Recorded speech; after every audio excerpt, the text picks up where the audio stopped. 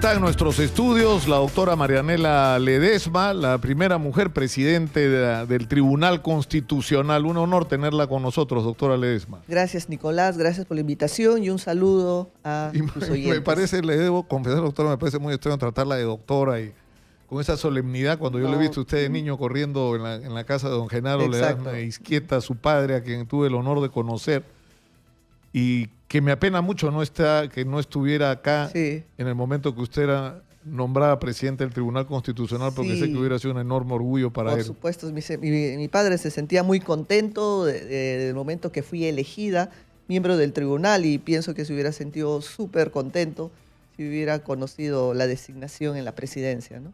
Pero él, de donde esté, sé que va a estar contento. Estoy seguro de que sí.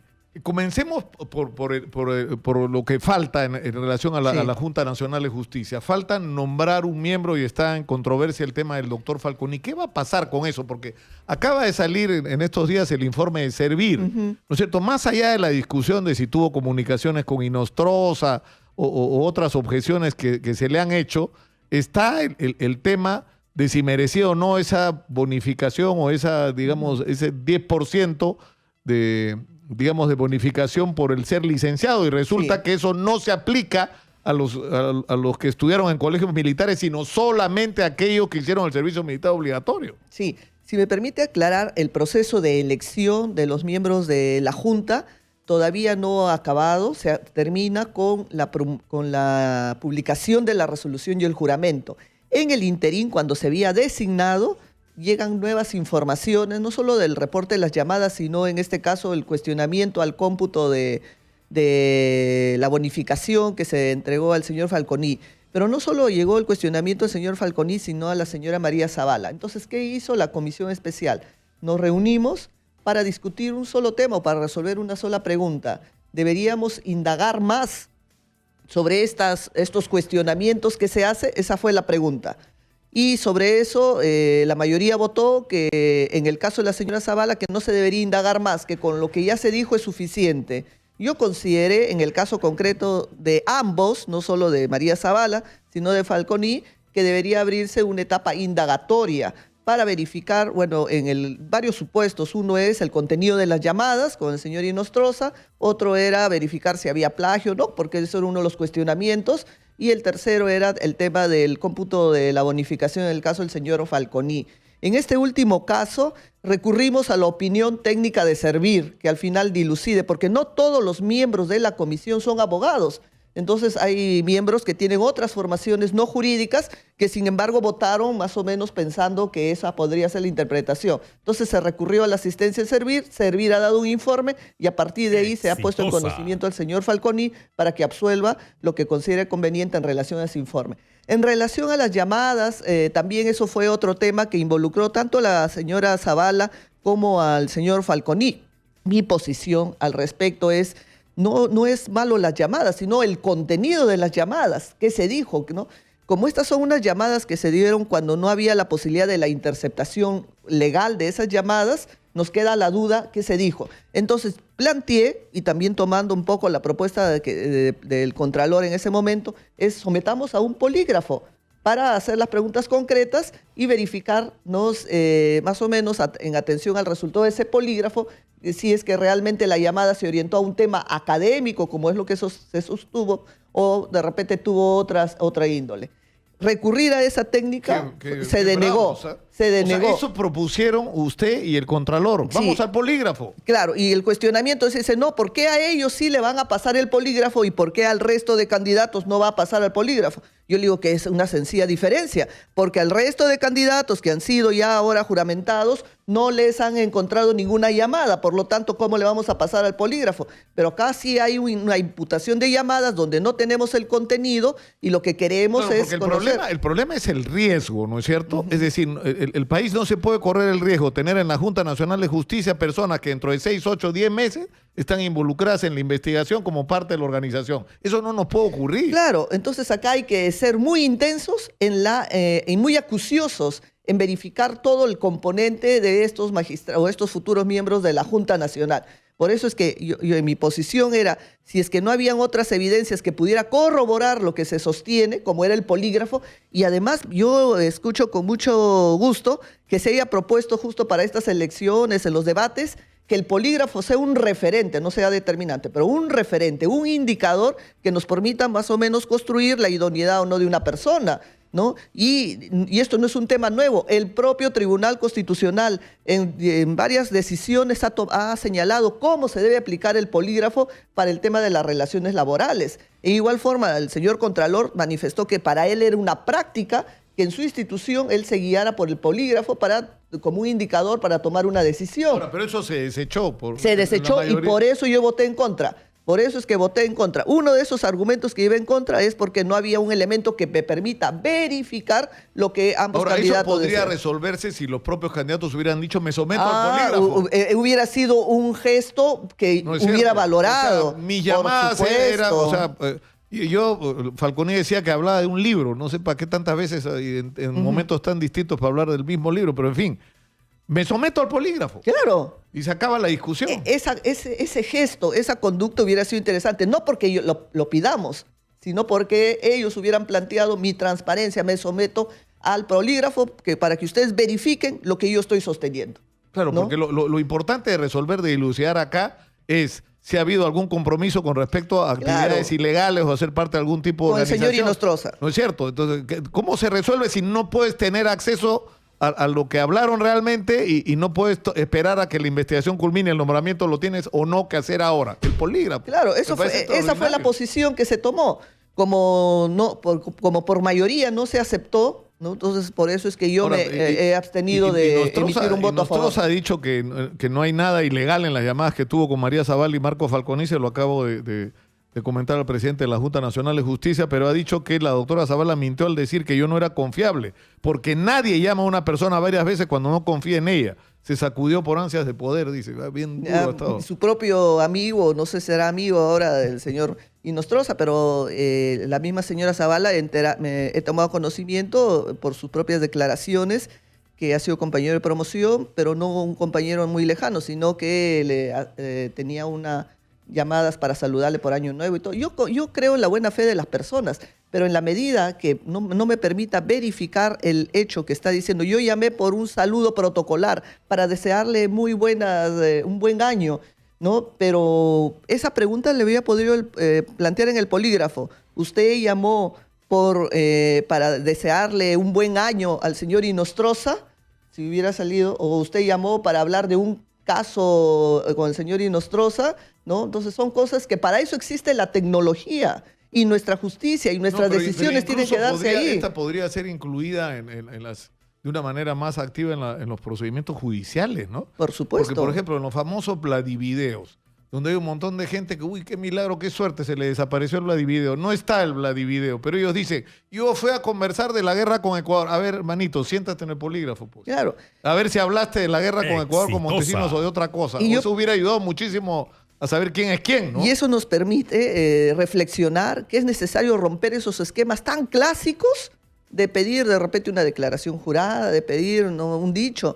También hay otros instrumentos tecnológicos que nos permiten verificar, corroborar. Yo concluyo entonces que ante su insatisfacción por los procedimientos, por eso no fue usted la juramentación. Bueno, tengo que ser coherente con lo que pienso. Si no se permite que uno verifique una decisión, ¿no? Utilizando un medio tecnológico que es válidamente aceptada en nuestra actividad legal, entonces, y además que la propia Contraloría lo utilice en sus procedimientos internos, ¿por qué negar no someter al polígrafo a los candidatos? Lamentablemente esa posición ya fue cerrada, ya se votó, ya está esto oleado con la juramentación. En el caso de la doctora Zavala, a quien yo no dudo de sus cualidades personales o profesionales, pero si a mí me piden que yo emita un voto en esas condiciones, lo mínimo que yo quiero tener es por lo menos un indicador que corrobore eso que dice. Ahora, para terminar con el tema de la Junta Nacional de Justicia, en el caso de Falconi, lo que dice Servir es contundente. No tiene derecho a que le den el 10% de bonificación por ser licenciado porque no es licenciado. Bueno, nosotros... O sea, ese beneficio solo se habilita para personas que han sido licenciados de las Fuerzas Armadas. Lo interesante es que se ha recurrido a un órgano técnico en nuestro país y el órgano técnico es Servir. Servir ha dado una opinión, ha dado una posición que se analizará en su momento en la comisión especial. Vayamos a otro tema. Usted ha dicho, doctora, y entiendo que ha logrado el consenso en el Tribunal Constitucional con respecto a este tema, que es sobre la publicidad o no de las audiencias, ¿no? Y esto es un tema que en realidad es relevante y mucho más importante, o sea, tiene mucho más importancia de la que mucha gente quisiera darle. Sí. ¿Por qué no pueden ser públicas, abiertas y transparentes las sesiones del Tribunal Constitucional?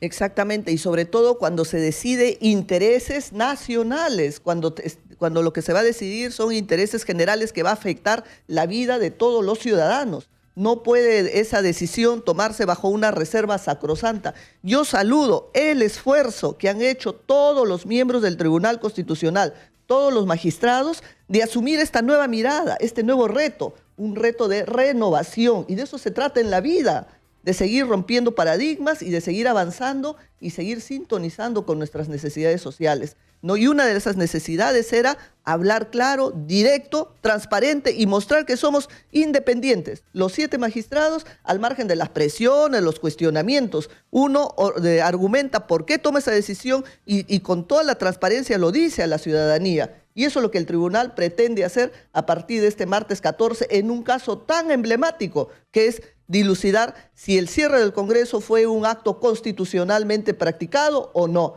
Y eso le incumbe a toda la ciudadanía de nuestro país. Lo que no se entiende es por qué una sesión donde se va a tratar un tema de esa naturaleza que nos compete a todos tiene que ser secreto. Claro. O sea, Nicolás, no es razonable. Y Nicolás, y no solo esto es solamente una mera divulgación, sino permite que la ciudadanía esté alerta. Yo en lo personal, permíteme confesar algo, la ponencia del doctor Ramos, que hace 2 días era encriptada con claves, que a veces yo ya ni me acordaba la clave, y la verdad que yo quería imprimir la ponencia y me había olvidado la clave, y después digo, ¿verdad eso? Yo ya tengo acceso sin necesidad de clave desde la web de cualquier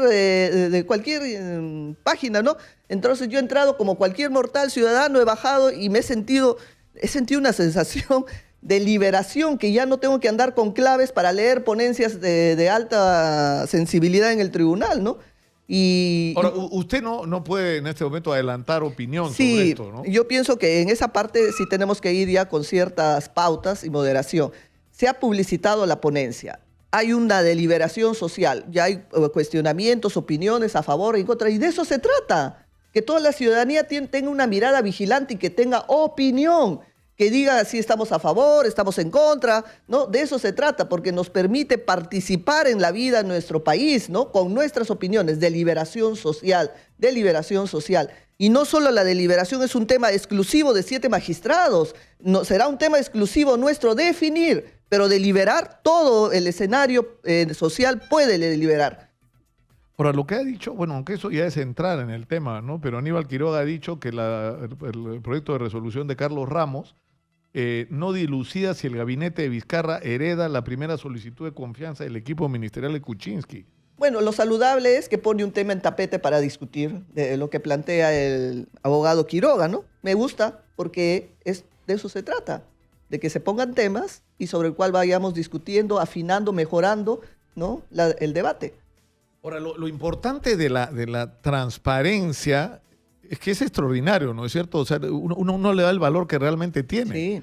Pero el magistrado de lo que tiene que ser consciente es que lo está mirando el país entero. Por supuesto. ¿No es cierto? Que es al que tiene que servir, ¿no es cierto? Por supuesto. Cuyos intereses tiene que defender desde el lugar en el que está. Claro, a partir de una lectura constitucional es la que tiene que dar las respuestas de cara al país, ya no bajo 4 paredes, en una reserva que se blindaba hasta con códigos para leer una ponencia, ¿no? Hoy yo pienso que es un gesto que yo tengo que saludar de todos los magistrados del tribunal. Ahora, esto es provisional, ¿no es cierto? Claro. No es que todas las audiencias van a ser públicas. La propuesta que se planteó es que sea en los casos de interés general, que son los procesos de inconstitucionalidad. Esto es los procesos que vienen para controlar las normas o las normas que tengan rango de ley al tribunal, y también los procesos competenciales, porque son procesos de interés general. En ese extremo queremos empezar esta primera propuesta.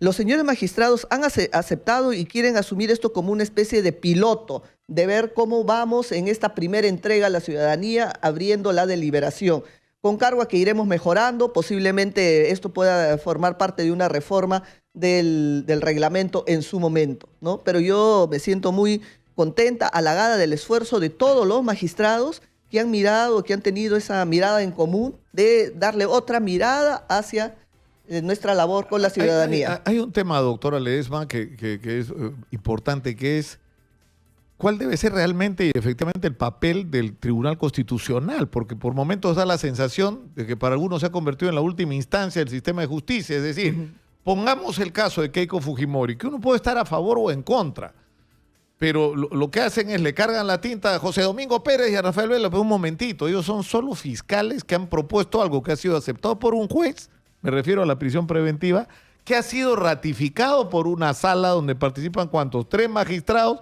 y que ha llegado a la Corte Suprema donde participa un número, es decir, han intervenido más de 10 magistrados aparte de los fiscales. Entonces, claro, ¿por qué el Tribunal Constitucional tendría que intervenir en algo que, digamos, en el procedimiento judicial normal está terminado? Claro, esa es una vieja discusión que tenemos los propios magistrados, los 7, en relación a los límites de actuación del juez constitucional en el control de las decisiones de los jueces del Poder Judicial. Límites. Hay una corriente en que se señala que el tribunal o los jueces constitucionales deben tener una intervención acotada solo a verificar que eso que han hecho los jueces lo han hecho en un escenario con garantías, que se ha permitido la defensa, que se ha permitido de repente aportar pruebas, que se ha permitido impugnar, garantías. Y otro grupo consideran, no podemos solamente mirar el tema de garantismo, también podemos ingresar y controlar hasta la razonabilidad o los criterios de fondo que se hayan tenido, ¿no? Es una vieja discusión entre los límites del juez constitucional en ese control. Pero eso tiene que resolverse. Por supuesto, porque... y nosotros ya, por lo menos, yo siempre he sentado posición de que cada entidad tiene sus límites de actuación dentro de la propia Constitución, le ha señalado.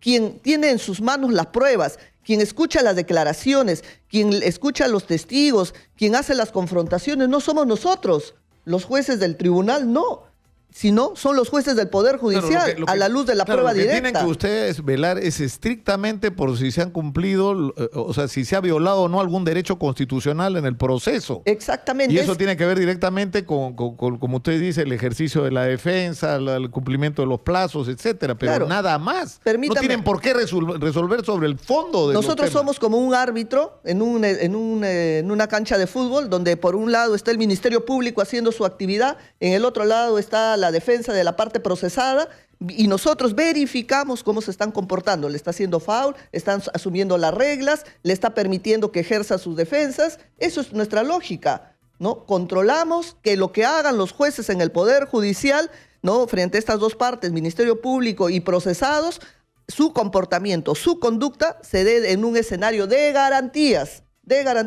pero de ninguna manera, siendo nosotros terceros que ejercemos esa lógica, nos tengamos que meter al partido para decir está bien o está mal decisiones de fondo. Esa es por lo menos la posición que se asume. Y cuando hay factores externos, usted en algún momento dijo que la habían sometido a presión por el tema de Keiko Fujimori, pero nunca terminó de contar la historia completa. No, y aparte le he contado al Ministerio Público porque es la entidad donde se tiene que transmitir la información, ¿no? Y ahí está mi declaración. Ah, usted ya hizo una declaración al Ministerio Público. Sí, el Ministerio Público me ha requerido, he declarado y me imagino que seguirán haciendo sus indagaciones. ¿Y eso no lo va a...? Bueno, yo no puedo decirlo, ¿no? Me imagino que al final terminará esa investigación y también me enteraré en qué terminó la investigación, ¿no? Pero lo que sí es cierto es que a usted le plantearon que si votaba a favor, eso le iba a convenir en el proceso de su elección como presidente del Tribunal Constitucional. No, nunca fue como presidente del tribunal. Yo he sido presidente del tribunal a partir del 2 y eso fue un hecho que se dio antes en el mes de septiembre, más o menos, el 20 y tantos de septiembre. Sí. Pero ¿cómo fue la presión? O sea, no me diga los actores de la película, pero cuéntame el argumento. Bueno, lo que ya he dicho en el tema del semanario Hildebrand, ¿no? El periodista trajo una información, no la traje yo, él trajo una información y me pregunta, dígame si es cierto esta información, ¿no? Que le ofrecieron. Y yo le dije, bueno, no quiero ser infidente, pero alguien le debe haber sido... Y le dije, sí, sí es cierto, ¿no? Lo que él trajo, ¿no? Entonces le dije, sí es cierto, y le agregué otro dato más. ¿Qué es lo que usted se propone en el Tribunal Constitucional? ¿Qué es lo que usted pretende en el Tribunal Constitucional como la primera mujer presidenta? O sea, ¿qué cosa debería cambiar en el tribunal? Bueno, primera propuesta. Lo de la transparencia. Lo de la transparencia, que sea una práctica en nuestra gestión mientras estemos todavía ahí en el tribunal, ¿no? Y es un gesto muy bueno que todos los magistrados han asumido y me han acompañado. Desde acá yo saludo, y este es un mérito no de la presidencia, sino de todo el colegiado que quiere dar otra mirada al tribunal. Un segundo tema que quiero yo impulsar es la descarga de los procesos. Hay muchos procesos embalsados. También es cierto que hay que contratar más personal para poder dinamizar, dar una respuesta más rápida, ¿no? Entonces, y sobre todo focalizado en los temas más álgidos que están ahí, que son el tema de las pensiones, de los jubilados, que muchas veces mueren pidiendo una pensión y cuando se le dice que tiene la razón ya no está en esta vida. Y eso no puede seguir. Y también el tema de las libertades, las habeas corpus. No solo el que esté restringida la libertad, como yo he dicho, las condiciones carcelarias. Es lamentable, por ejemplo, que desde ya es vulnerable que esté privado de su libertad, pero personas que están enajenadas, que tienen problemas mentales, lo mínimo por una vida digna es que por lo menos tuvieran un tratamiento en un nosocomio o por lo menos aislados. No, están muchas veces detenidos en las cárceles con personas normales mentalmente, ¿no? Y sin recibir un tratamiento. Y aún las que ni siquiera se han declarado inimputables, las que todavía tienen problemas psiquiátricos, ni siquiera tienen la posibilidad de tener una atención especializada. El tribunal ya en las decisiones que hemos tomado hemos visibilizado ello. Yo tengo una reunión con el jefe del INPE, no sé si es hoy o el martes, recuerdo en la agenda, precisamente porque quiero preguntarle cómo van las condiciones carcelarias. Eso es lo que también voy a focalizar, el tema de las libertades y sus condiciones carcelarias en las que viven todas estas personas. Porque además, es decir, se le dio y eso provocó en determinado momento incluso la protesta de las presas de Chorrillos con respecto al tema de Keiko Fujimori. Es decir, ¿por qué se convertía esto en tema prioritario cuando hay una cantidad inmensa de presos que tienen prisión preventiva, que no avanzan su juicio, que ni siquiera tienen abogados de oficio en muchos casos porque no alcanza la gente que tiene el Ministerio de Justicia? Entonces, ahí hay violaciones a los derechos constitucionales. Por supuesto, y ese es el tercer tema que lo he calificado como casos emblemáticos, ¿no? Los magistrados consideran que casos emblemáticos, bueno, la regla general es que los casos se resuelven según orden de llegada y se sortea en el sistema informáticamente. Pero hay algunos casos que no se le aplica esa regla de orden de llegada, sino por la trascendencia de la persona que está involucrada en el caso. Eso es lo que he dicho que tenemos que romper. No se puede privilegiar por la trascendencia de la persona y darle un trato privilegiado, sino hay que privilegiar si ese caso va a generar de repente un precedente, si ese caso va a generar una regla de impacto general, que por eso tenemos que privilegiar, o la situación está en una situación de riesgo inminente que va a afectar el derecho de esta persona que la va a volver irreparable. Tal vez ahí, ¿no? Pero no que sea una práctica general que porque tiene tales características o podría decir, cualidades, entre comillas, sí debería tener un trato privilegiado. Y yo no estoy diciendo solo esto por la señora Keiko Fujimori, lo estoy diciendo por todos los casos que han sido calificados. Dentro de ellos está también el caso Humala. También está el caso Humala. Entonces yo estoy pidiendo una regla para todos. Terminó siendo prioritario cuando había montones de casos que siguen esperando incluso hasta hoy, ¿no? Mira, y no solo prioritario, sino porque en ambos casos gestan un concepto de firmeza irreparable, que no voy a aturdir a tu teleaudiencia o tus oyentes para explicar qué es este tema de la firmeza, pero es que hay reglas que dicen que en tanto tú no discutas en el Poder Judicial, se cierre, se zanje la discusión, tú no puedes promover un control constitucional. Dicho en otras palabras, en tanto no termine el partido de fútbol, tú no puedes ir de frente a que vaya el referee a controlar algo que no ha terminado.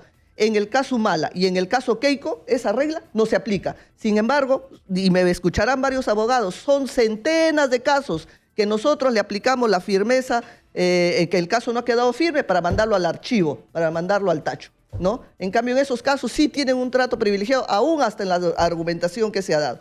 Eso felizmente fue, creo, un pasado, ya fue, y miremos la vida y la actividad del tribunal con otros ojos. Espero que no se vuelva a repetir. Porque, claro, tendría que serlo. Es decir, si tú cuando te traen un caso, tú dices en el Tribunal Constitucional, un momentito, esto ya terminó en la instancia respectiva, no, entonces no nos podemos abocar al caso. Ya, no, pero es Humala. Ah, ahí sí.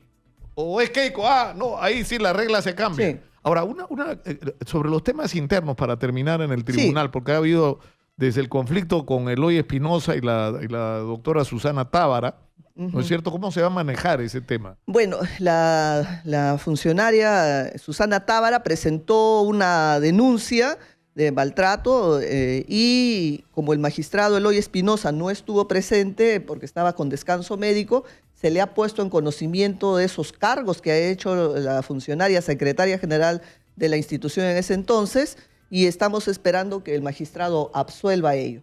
Como tenemos lamentablemente en la agenda programada para el próximo martes este tema del competencial, se ha agendado para el jueves siguiente, ¿no? Él, por lo menos, sus descargos que tenemos en interés en escucharlo y luego se decidirá por todo el pleno cuál va a ser la decisión. Y en el caso de José Luis Ardón, sí. O sea, porque ya hubo un antecedente, ¿no es cierto? Él participó, aunque no votó, pero participó en todo el proceso de preparación, digamos, o sea, en la discusión previa sobre un tema que tenía que ver con Scotiabank y resulta que su hermano es, o su cuñado, una persona ligada a él, me parece que es su hermano, es funcionario de esta institución. Ahora hay el caso de que su cuñado, Javier Viso López de Romaña, resultó ser un falso aportante de Fuerza Popular. Él dice, yo no tenía cómo saber que mi cuñado era falso aportante, pero bueno, ¿cómo se va a manejar esa situación? En el caso de Scotiabank todavía no hay una decisión. No hay, claro, él se ha inhibido de participar en la decisión final. En ese caso sí. Y en el caso de su cuñado, yo he tomado conocimiento de esa información a raíz de las declaraciones públicas que hizo el fiscal José Domingo Pérez. Para mí fue una novedad. Ese caso ya se había resuelto, el habeas corpus. Yo le he dicho también de manera personal que hubiera sido interesante, ¿no? Importante que él nos compartiera esa información, pero como él también nos ha señalado, él desconocía esa información, ¿no? Bueno, es un caso que ya terminó, que ya está cerrado, ¿no? Y es una información que aparece con posterioridad. Bueno, yo le agradezco muchísimo, doctora, por estar acá y hago los mejores votos porque le vaya a usted bien en muchas el Tribunal gracias. Constitucional. Sí, muchas y una gracias. vez más le reitero, yo conocí en algún momento de mi vida muy cercanamente a su padre, a don Genaro Ledesma, y estoy absolutamente seguro que estaría muy orgulloso de escucharla. Sí. Y acá la esperamos. Muchas gracias. Las veces que sea necesario, doctora Ledesma. Y también permítame terminar esta entrevista reafirmando que toda esta gestión que estamos haciendo de manera conjunta en el tribunal, todos los magistrados que están comprometidos también con esta mirada, se lo estoy dedicando a todas las mujeres de nuestro país para demostrar que tenemos también la posibilidad de hacer un buen trabajo en las instituciones que tengamos la posibilidad de dirigir. Muchas gracias. Gracias. Nos vamos a la pausa, volvemos con más, son 9:05 de la mañana, esto es Exitosa, la radio del Perú.